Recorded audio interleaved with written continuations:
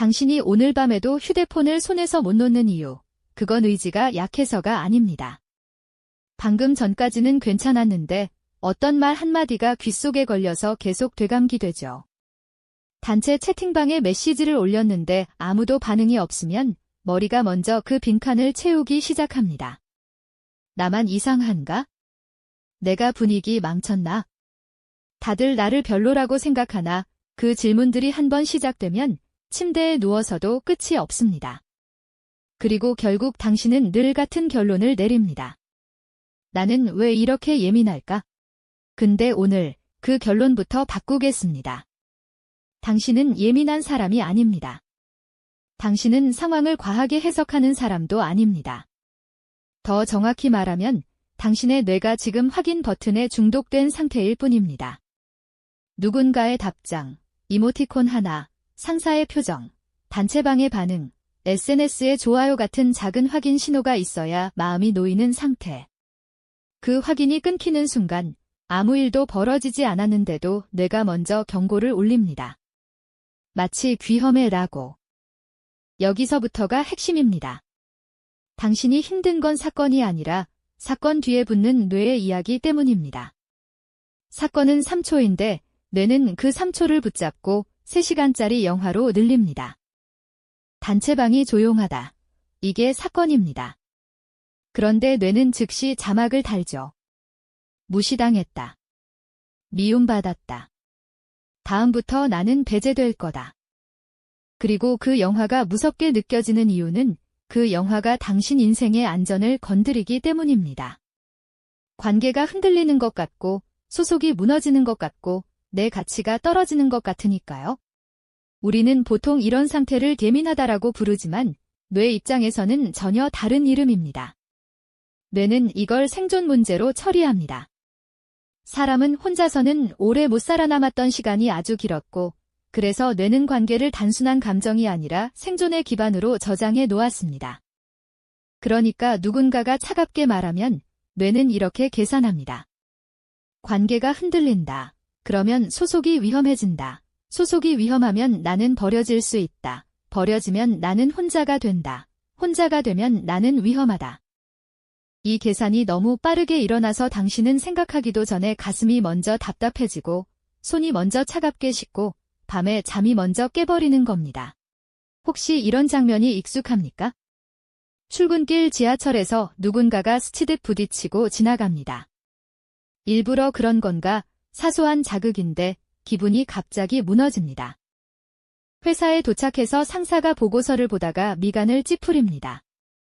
그 표정 하나가 온종일 머릿속을 떠나지 않습니다. 내가 틀렸나? 나 찍힌 건가? 평가 망하는 거 아니야? 퇴근 후 친구에게 메시지를 보냈는데 답장이 늦습니다. 처음엔 1분, 그 다음은 10분, 어느 순간부터는 핸드폰만 들여다보며 마음이 조급해집니다. 내가 뭔가 잘못 말했나? 화난 건가? 그리고 그날 밤, 당신은 이미 끝난 일을 다시 끌어와 스스로를 재판대에 세웁니다. 그때 왜 그런 말을 했지? 내가 왜 이렇게 반응하지? 나는 왜 이렇게 예민하지? 여기서 오늘 영상이 당신에게 제일 먼저 해주고 싶은 말이 있습니다. 당신이 약한 게 아닙니다. 당신이 유난한 게 아닙니다. 당신 뇌가 지금 확실한 안전 신호를 요구하는 상태일 뿐입니다. 그리고 그 안전 신호는 대부분 타인의 반응으로 이루어져 있습니다.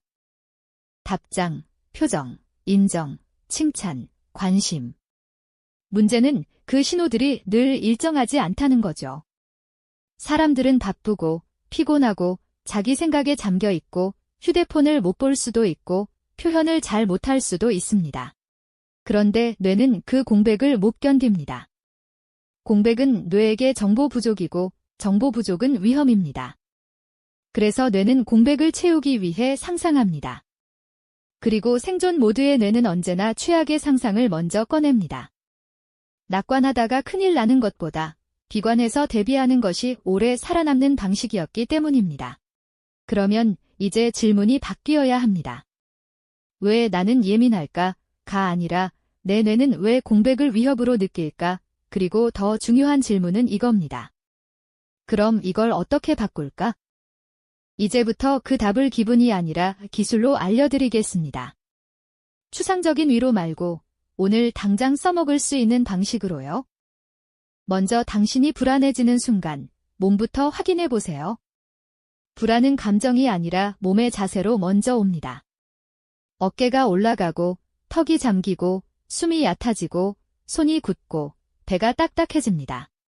이 상태에서는 머리가 아무리 괜찮아를 외쳐도 소용없습니다. 왜냐하면 뇌는 지금 말이 아니라 신체 신호를 보고 판단하고 있기 때문입니다. 몸이 긴장해 있으면 뇌는 결론을 내립니다.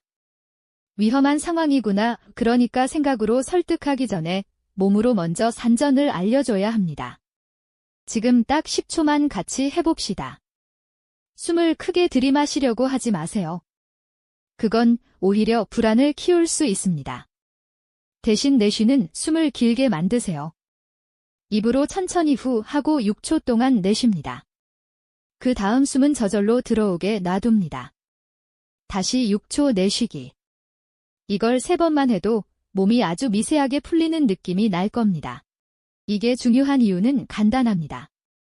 긴 호흡은 뇌에게 이렇게 말하는 것과 같습니다. 지금은 도망칠 필요가 없다.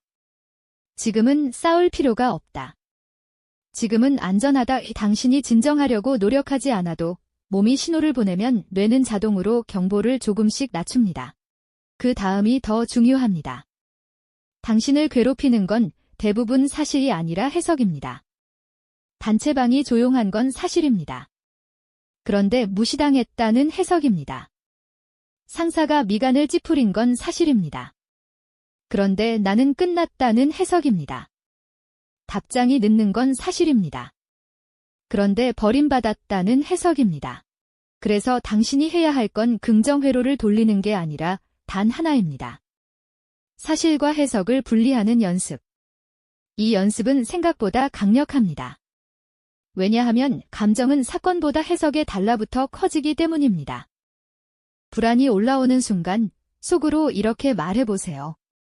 지금 내가 알고 있는 사실은 뭐지? 지금 내 머릿속에서 만들어지는 해석은 뭐지? 이 두 문장만으로도 뇌는 자동으로 한 발 뒤로 물러납니다. 내가 불안 그 자체가 아니라 불안을 바라보는 사람이 되기 시작합니다. 이 차이가 엄청 큽니다. 불안 속에 들어가 있으면 세상이 전부 위험처럼 보이지만 불안을 바라보면 불안은 상태일 뿐입니다. 상태는 지나갑니다. 이제 가장 현실적인 상황으로 들어가겠습니다. 답장이 늦을 때, 단체방이 조용할 때, 반응이 없을 때 여기서 당신이 진짜로 원하는 건 답장이 아닙니다. 당신이 원하는 건 확인입니다. 나는 괜찮아. 나는 미움받지 않았어. 나는 안전해. 그런데 지금까지 당신은 그 확인을 타인의 반응으로만 받아왔습니다. 그래서 타인이 조용하면 내 마음이 무너지는 겁니다. 이 구조를 끊어야 합니다. 타인이 확인해주지 않아도 내가 나에게 확인해주는 방식으로 바꿔야 합니다. 여기서 제가 제안하는 훈련은 아주 단순합니다. 10분 지연 훈련입니다. 누군가에게 메시지를 보냈는데 답이 없습니다. 그 순간 당신은 원래 추가 메시지를 보내거나 대화를 되짚거나 혼자 결론을 내리기 시작합니다. 그걸 하지 말고 딱 10분만 미룹니다. 대신 10분 동안 할 행동을 정해두세요. 물 한 컵 마시기, 자리에서 일어나 걷기, 종아리 들기 30회, 세수하기, 아무거나 좋습니다. 핵심은 추측의 터널로 들어가지 않도록 몸을 움직여 뇌의 채널을 바꾸는 겁니다. 그리고 메모장에 한 줄만 적으세요. 지금 불안은 0에서 10 중 몇. 내가 두려운 건 무엇? 대부분 답은 하나입니다. 거절당할까 봐, 버림받을까 봐의 내 가치가 떨어질까 봐. 이걸 글자로 꺼내는 순간 불안은 연기가 아니라 데이터가 됩니다. 데이터는 다룰 수 있습니다. 10분이 지나면 어떤 일이 벌어질까요? 많은 경우 상대는 그냥 바빴을 뿐입니다. 늦게 봤을 뿐입니다. 답장할 에너지가 없었을 뿐입니다. 그때 당신의 뇌는 새로운 경험을 저장합니다. 답이 늦어도 나는 무너지지 않았다. 이 한 줄이 쌓이면 다음번 불안의 강도는 줄어듭니다. 뇌는 말이 아니라 경험으로 학습하니까요. 하지만 여기서 끝내면 반쪽짜리입니다. 예민함의 뿌리에는 종종 한 문장이 숨어 있습니다. 나는 인정받아야 괜찮은 사람이다. 이 문장이 강할수록 반응이 없을 때 존재감이 사라지는 느낌이 듭니다. 그래서 당신은 더 열심히 반응을 얻으려 하고, 더 많이 눈치를 보고, 더 많이 해석하고, 더 많이 지칩니다. 이 악순환을 끊는 방법은 멋진 마인드가 아니라 아주 현실적인 문장 하나를 나에게 주는 겁니다. 나는 반응으로 결정되지 않는다. 나는 오늘도 충분히 했다. 나는 완벽하지 않아도 괜찮다. 처음엔 안 믿길 겁니다. 괜찮습니다. 뇌는 믿음보다 반복을 더 신뢰합니다. 오늘부터 자기 전에 30초만 해보세요. 오늘 내가 잘한 것 한 가지, 오늘 내가 버틴 것 한 가지, 오늘 내가 놓친 것 한 가지를 떠올리고 마지막에 이렇게 말합니다. 그래도 나는 괜찮다. 이건 자기 최면이 아닙니다. 뇌에게 새로운 기본 언어를 심는 작업입니다. 기본 언어가 바뀌면 해석이 바뀌고 해석이 바뀌면 감정이 바뀝니다. 그리고 마지막으로 꼭 말해야 할 게 있습니다. 당신이 예민해진 시기는 대개 우연이 아닙니다. 일이 과부하였거나 잠이 부족했거나 관계에서 자주 흔들렸거나 인정받기 위해 너무 오래 애썼거나 내 마음을 돌볼 여유가 없었을 때입니다. 뇌는 피곤하면 더 위협적으로 세상을 봅니다. 잠이 부족하면 경보는 더 쉽게 울립니다. 배가 고프면 사소한 말에도 더 날카롭습니다. 그러니까 당신이 흔들리는 건 성격 결함이 아니라 에너지 문제일 가능성도 큽니다. 그래서 진짜 변화는 내가 나를 안정시키는 습관에서 시작됩니다. 같은 시간에 눕기, 한 끼 단백질 챙기기, 낮에 10분 햇빛 보기.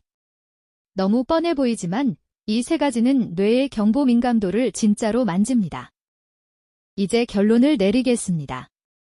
당신은 예민한 게 아니라 안전이 부족했던 사람입니다. 그래서 확인을 필요로 했고, 그래서 반응에 목숨 걸었고, 그래서 공백을 견디지 못했습니다.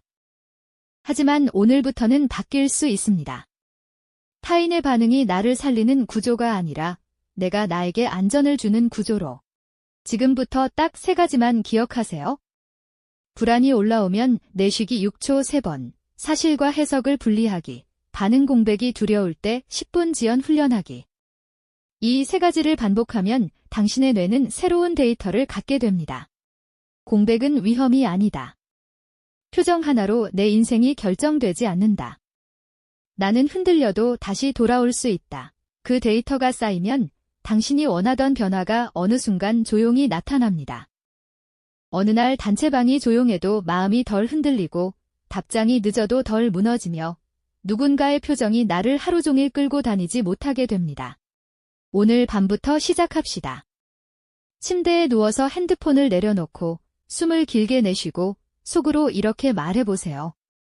오늘 내 뇌는 과하게 경보를 울렸다. 그래도 괜찮다. 나는 안전하다. 이 당신이 약해서가 아니라 그동안 너무 오래 버텨서 그랬다는 걸 이제는 압시다. 그리고 이제는 당신이 당신 편이 되어줄 차례입니다. 오늘부터 당신의 평온은 시작될 수 있습니다. 감사합니다.